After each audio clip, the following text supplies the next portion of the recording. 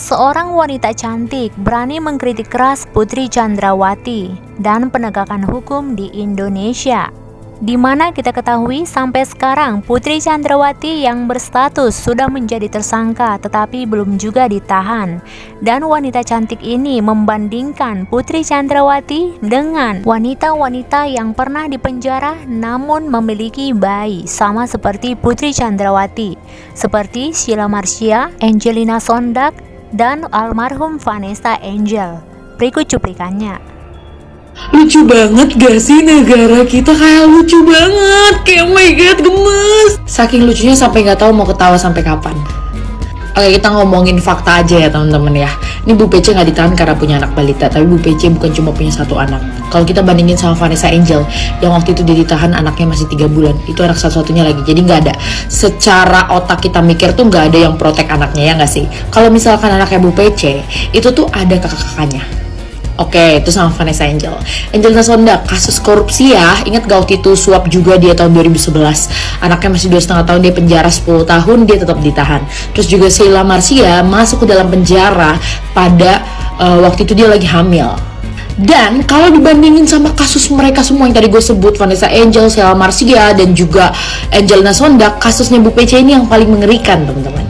Karena pasal dakwaannya itu nggak cuma satu, juntonya tuh banyak. 340 itu pembunuhan berencana, itu terkenal banget. Anak-anak hukum pasti tahu.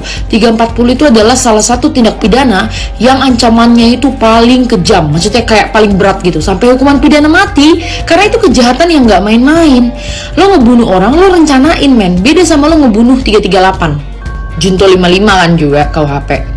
Ya gue tahu ada penangguhan penahanan gitu ya, yang dikatakan oleh kuasa hukum dari Ibu Putri ini. Oke, sekarang kita bandingin kuasa hukum dan kuasa hukum. Nah, kuasa hukum Bu Putri ini didengarkan gitu ya dengan penangguhan penahanan Bu Putri.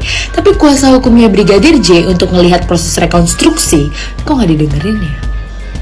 Hukum bertindak tegas dong, Bu Putri itu orang biasa kok. Kita nggak peduli dia istri jenderal, mau dia anak jenderal, anak presiden, nggak peduli.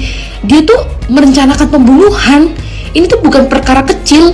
Seharusnya kalau highlightnya karena dia punya balita, kalau dia tahu dia punya balita, dan kalau dia merencanakan pembunuhan berencana ini, dia tidak akan bisa bertemu dengan anaknya. Dia akan masuk ke sel penjara, dan yang artinya dia nggak akan bisa melihat tumbuh kembang anaknya. Seharusnya dia berpikir dan tidak ikut untuk melaksanakan pembunuhan berencana ini, bukan dengan kita berbondong-bondong ya udah kita protek dia aja, dia nggak usah ditahan karena dia itu masih punya balita. Seharusnya dari since day one dia tuh udah tahu kalau misalkan gue membunuh Brigadir J, kalau misalkan gue mengikuti skenario ini, berarti gue membukakan pintu diri gue sendiri untuk masuk ke sel atau ya meninggal, hukuman mati.